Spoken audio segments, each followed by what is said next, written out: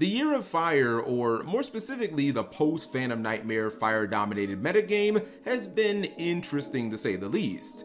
We've essentially had a pair of twin fire decks that are clearly the best and most represented at the highest level tournaments like YCS events. However, we're still seeing Rogue compete and perform objectively well considering the circumstances. Everything from Yubel Unchained, Goaty Runic, Sharks, Raid Raptors, to even Dinomorphia has been able to make top 8 at either regional qualifiers or top YCS events themselves. So despite all the talk of Tier 0, this appears to be a format where you can kind of play whatever you want, and if you know your deck well enough, or you just playing for the metagame, you can top as well. With all that being said, over the past weekend, something happened that absolutely shocked me. In fact, I even go so far as to say that it dumbfounded me and shook me to my core as a duelist, as I couldn't even believe that it happened. That event, as unbelievable as this sounds, was blind second Gren Maju Cosmo, yes you heard me right, making 5th place at a regionals in Brazil. In this video, I am going to try my absolute hardest to explain this wild monstrosity of a deck and why it was successful. So for anyone who routinely watches this channel, you know that whenever I talk about decks that have done well competitively, I generally will tend to pick rogue decks. I do this because to me, it's just far more interesting, as a lot of duelists out there may not be familiar with the cards or the strategy, and it can be a legitimate teaching opportunity for me. With that said, while most of us may be familiar with the Cosmo archetype and the Gren Maju strategy, there is no way in heck you've ever seen them played together like this.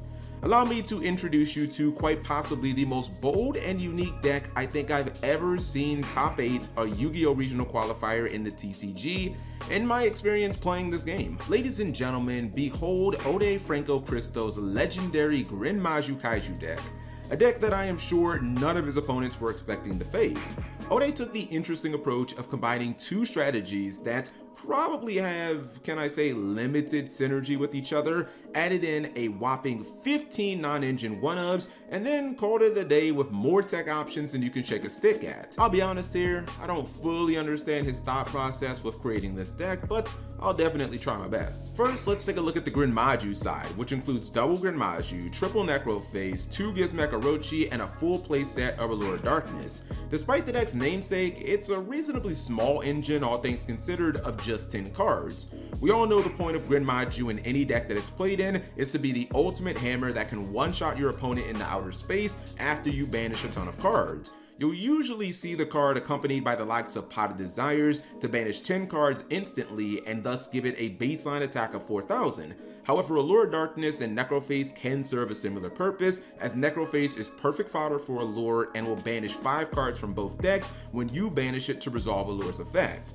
It's also worth pointing out that in recent years, banishing cards from your opponent's main deck seems to hurt more than ever, as we saw this time last year with the full power Kashtira deck. Gizmek Orochi can also serve a similar purpose, as it banishes 8 cards from your main deck, which will give your Gren Maju an additional 3,200 attack, while also giving you a sizable beater, nearly 6,000 combined damage on field, and it's also an Allure of Darkness target as well. To me, playing any type of Gren Maju package pretty much means that you're committing to a high damage strategy that's wanting to end the game ASAP, very similar to what we're going to be seeing from the Tempe Dragon archetype coming soon in the TCG. The second part of this deck is one that we haven't seen much competitively in a very long time, and that's Cosmo. Oddly enough, Cosmo is also a high battle damage strategy that revolves around banishing its cards to increase its damage and playmaking potential.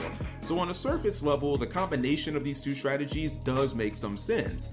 Cosmo's banishing generally comes from the level 4 lower monsters, the pilots, banishing themselves to summon the high level ones, the spaceships, who in turn can banish themselves to summon lower level monsters when they're destroyed and sent to the graveyard. It's a slow moving resource loop that is sustained by their field spell, Cosmo Town, which adds a banished Cosmo monster back from your banished pile to your hand at the cost of a few hundred life points each turn, while also being able to potentially unbrick your hand. Just like Gren Maju, Kaiju can absolutely unload massive damage on an open field, as one of the bread and butter plays of the archetype is attacking with Farm Girl, triggering her effect upon dealing battle damage to Surge Dark Destroyer, then using her other effect to banish herself and summon that same Dark Destroyer, who can attack for 3,000 damage and potentially destroy an opponent's monster on field.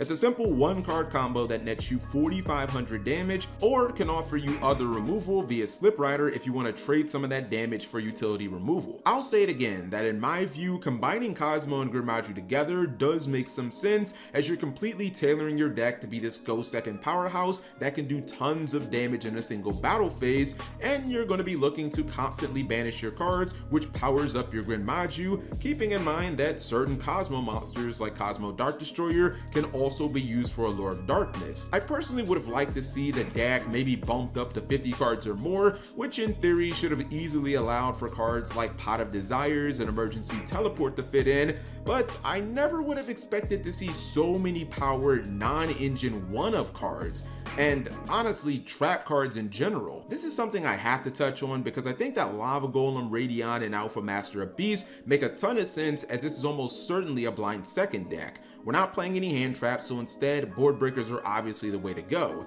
Each of these cards is solid at being a board breaker, and Radion specifically is yet another dark attribute monster, which of course makes it a potential Allure Darkness target.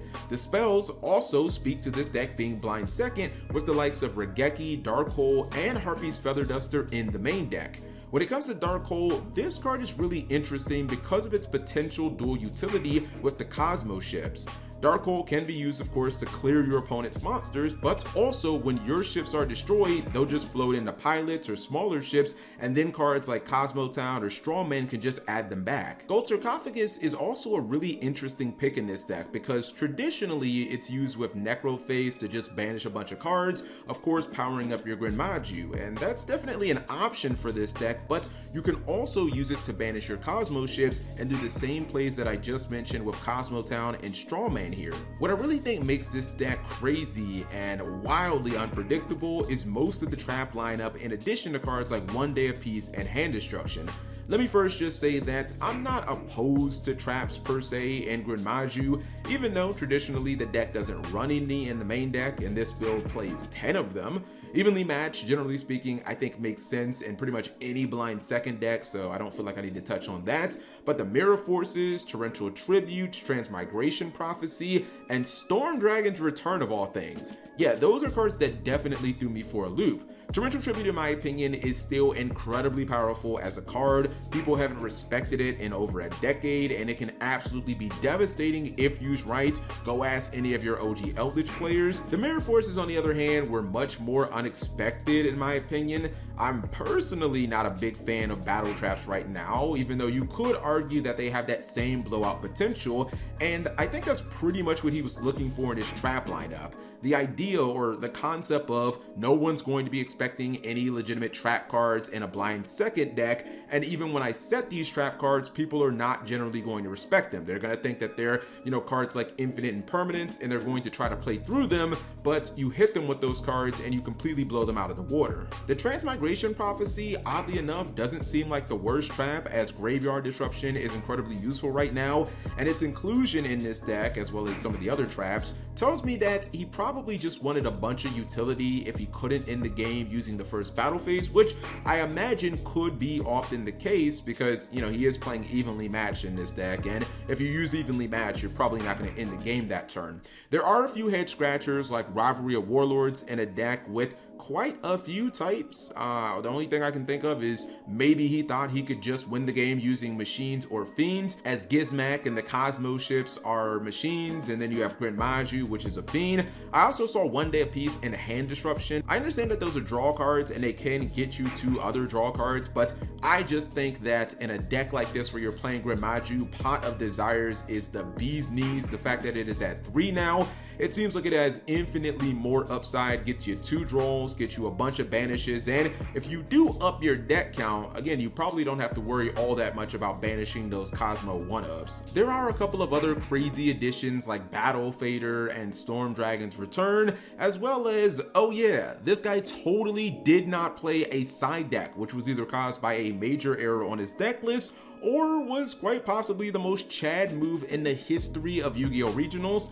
I'm thinking that it might have been more the latter, because it was reported on Reddit that this duelist in particular arrived late to the regional, earning a round 1 loss, and still ended up topping the event with no side deck nonetheless. Like, I don't even know how that's possible, especially in this format. Honestly, this is one of the strangest and most impressive things I think I've ever seen in Yu-Gi-Oh! History, and I absolutely love it. Show up to the event around late, don't even have a side deck, playing in a tier 0 format with probably a tier, I don't know, maybe 3 deck, and completely sweep the competition and end up topping the event.